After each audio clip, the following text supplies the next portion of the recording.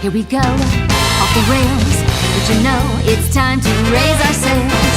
It's freedom like you never knew. Don't need bags or a pass. Say the word, I'll be there in a flash. You could say my hat is off to you. Oh, we can zoom all the way.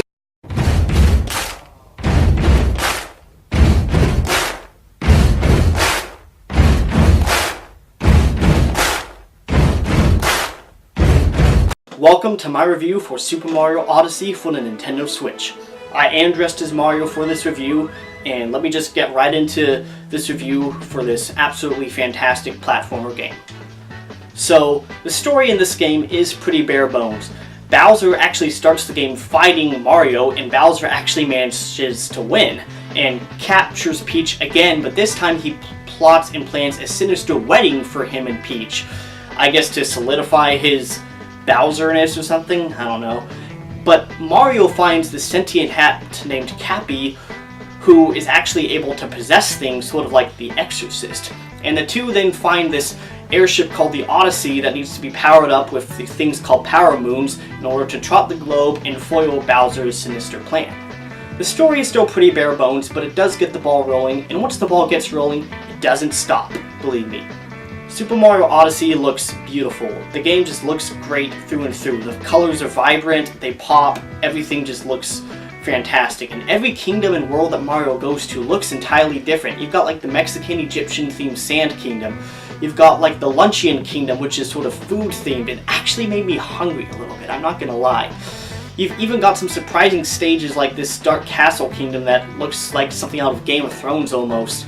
You've got like Snow Kingdoms, you've got Beach Kingdoms, you've got Lake Kingdoms, you've even got a New York City inspired Metro Kingdom that's very urban. You've also got like a Forest Kingdom, and there's just great variety visually, and they all have their own unique characters and themes and traits. And the music to this game is also just stellar. You've got great instrumental pieces, you've got orchestrated scores. There's moments where the music has a very happy, upbeat charm to it. There's other times where it's very ambient. There's times where it actually gets downright epic. And the music is just fantastic through and through. The sound effects are perfectly punchy, and the menu system is very sleek and slick. And due to the fact that you can take the Switch on the go and pause whenever you want to, it makes getting back into the game when you want to start playing it again just all the more fruitful, I think, and fun. Alright, let's get into the controls for this game. So you move Mario with the joystick on the left Joy-Con. You use the camera with the joystick on the right Joy-Con. Now, to jump is of course to press the A button or the B button. Now you can press either button 3 times to do a triple jump. You can press the ZL button as well as B or A to do a long jump. You can press A and ZL to do a ground pound. And pretty much all the other controls come very naturally. So if you know the controls from previous 3D Mario games like 64 or Super Mario Galaxy, then the controls should come as pretty much second nature to you. Now what's cool about this Mario game is that you can also make Mario roll. Now to do that, simply move forward like so with the joystick and press the ZL and the Y button and then make Mario crouch down, and then you simply lightly shake the Joy-Cons, and it actually is really intuitive and really fun. And pretty straightforward, and you don't really have to over-exaggerate your movements. As you can see here, Mario's doing his sort of swaggy Mario thing.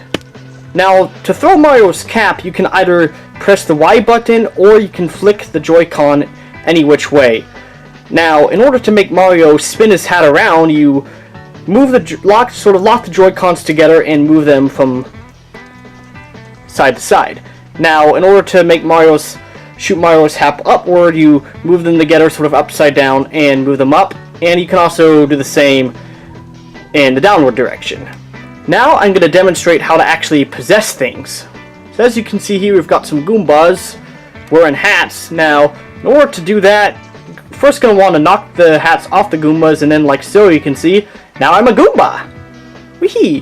Now you'll be doing this throughout the entire game, possessing all sorts of things. Like you can even possess this little camera thing here and look around, which is really cool. All in all, the controls of Mario Odyssey are very fine-tuned, very intuitive, and very enjoyable. And I really have no real issue with the controls for this game.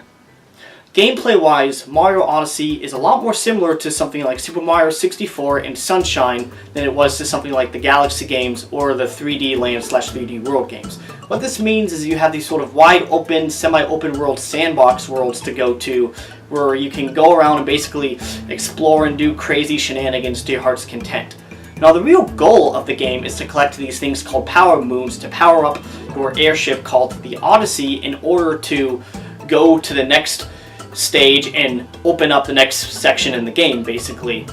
Now, you get these through doing sort of menial tasks, talking to NPCs, fighting bosses, searching every nook and cranny, occasionally solving puzzles, and of course, possessing things, creatures, and what have you in order to basically change up the gameplay in order to find these dastardly moons wherever they may be hiding.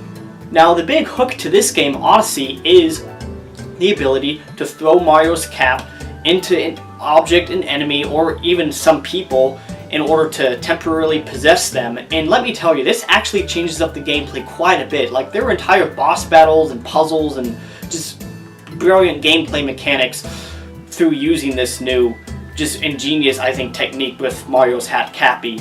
Like, you'll be possessing a T-Rex for part of the game, which is just insane. You'll also be possessing tanks, you'll be possessing Goombas, Koopa Troopas, Hammer Brothers, Fireballs. You can even possess a couple of inanimate objects for short periods of time, and it's so fun, and it's just fun to just experiment, and that's really what I love so much about this Mario game. It's just experimenting is half the fun, if not more so. And the great thing about this game is that there's so much variety. It sort of meets the best of both worlds between the 64 wide open sandbox and having the games like Galaxy's very tightly structured but very fun and innovative level design. Like, there's no 2 minutes where you'll be doing the same thing. You can be rolling through the desert 1 minute, riding a motorcycle through New Donk City other minute, piloting a T-Rex, or piloting like a pterodactyl thing another minute, fighting a dragon even. It's insane. Like, the gameplay never gets old. And what's great about this game is that even after you beat the game, it really feels like you've just started. Like, it almost feels like the main game is really just a warm-up to the even bigger game after that. There's just so much to this game, and the replay value is just intense. Like, it really is crazy. Like, I can see myself playing this game for several more weeks to come. The gameplay to Super Mario Odyssey is just brilliant through and through.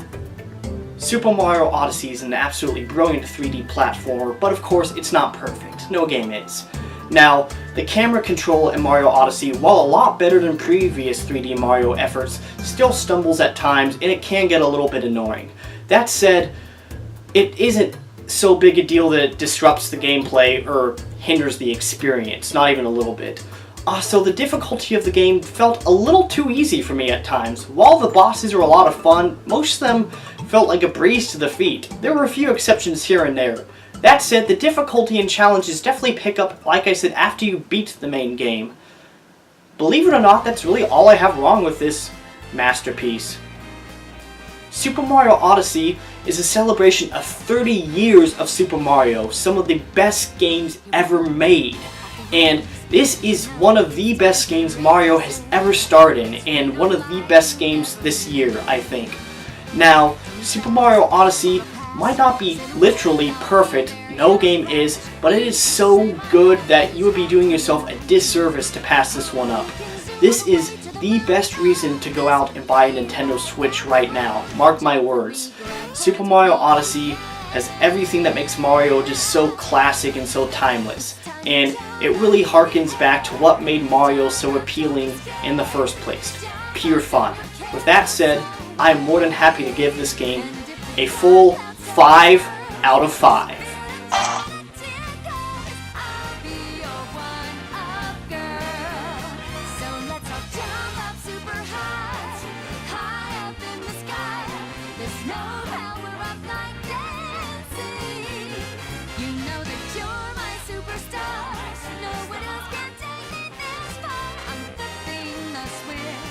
Get ready for this song. Let's do the Odyssey.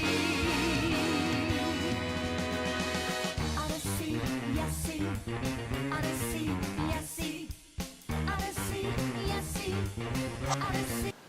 Like I already said, it's not literally perfect because there is no perfect game, but it really is a game that I really do think is as good as we could realistically and hope for a game of this kind to be. And I just have to say, Nintendo has been on a roll this year. I feel like we're lucky to get like one like AAA amazing Nintendo game one year, but now we have like two. Like we've got like Zelda and Mario, and we've got Xenoblade coming, and if Metroid Prime 4 is as good as we hope it is, and Smash Brothers, and maybe we'll even get a decent Star Fox game, yeah, I could see the Nintendo Switch being one of my favorite consoles. With all that to say, thank you so much for watching my video, and until next time, peace out! And thank you so much for watching my review! Woohoo!